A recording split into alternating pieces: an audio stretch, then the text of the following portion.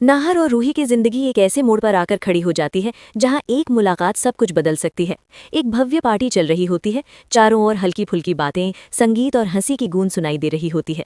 इसी बीच नाहर एक खास शख्स से गंभीर बातचीत में डूबा नजर आता है, मानो उसकी सोच कहीं और भटक रही हो। तभी अचानक भीड़ के बीच एक जाना पहचाना साया नजर आता है। रूही बिना किसी को देखे, बिना किसी से नजर मिलाए आगे बढ़ती चली आती है और ठीक उसी जगह रुक जाती है जहां नाहर खड़ा होता है।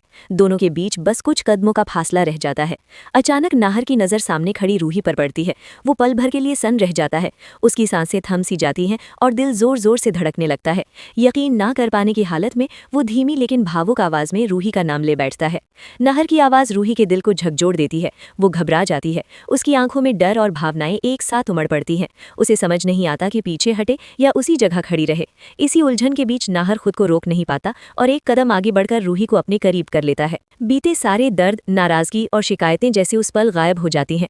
नाहर टूटती हुई आवाज में रूही से पूछता है कि उसने उसे इस तरह अकेला छोड़ने का फैसला क्यों किया। रूही की आंखों से आंसू बह निकलते हैं और कांपते होठों से वो माफी मांगती है। वो वादा करती है कि अब हालात चाहे जैसे भी हों, वो नाहर का साथ कभी नहीं छोड़ेगी।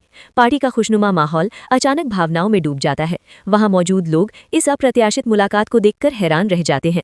हर किसी की नजरें इन्हीं दोनों पर टिक जाती हैं। लेकिन कहानी यहीं खत्म नहीं होती। सवाल अब भी बना हुआ है कि क्या ये मिलन बिना किसी रुकावट के पूरा हो पाएगा, या फिर इसी पार्टी में कोई ऐसा सच सामने आएगा जो नाहर और रूही की खुशियों को फिर से हिला देगा।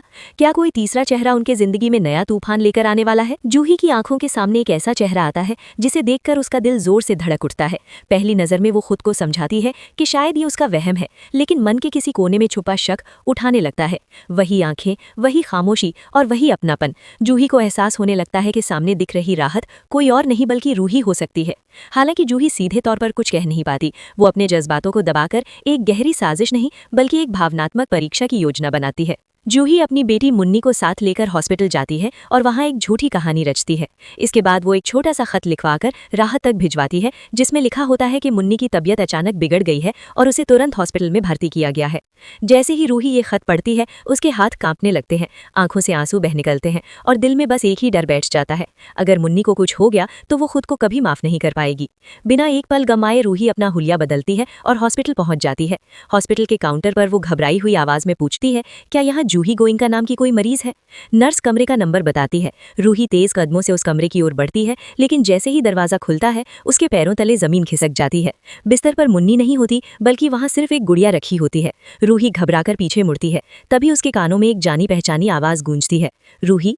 आवाज सुनते ही रूही की आंखें भर आती हैं। सामने जूही खड़ी होती है। दोनों की आंखों से आंसू बहने लगते हैं। जूही टूटे हुए लहजे में पूछती है कि वो उसे और सबको यूं अकेला छोड़कर क्यों चली गई थी। रूही रोते हुए कहती है कि वो कभी जाना नहीं चाहती थी, लेकिन हालातों ने उसे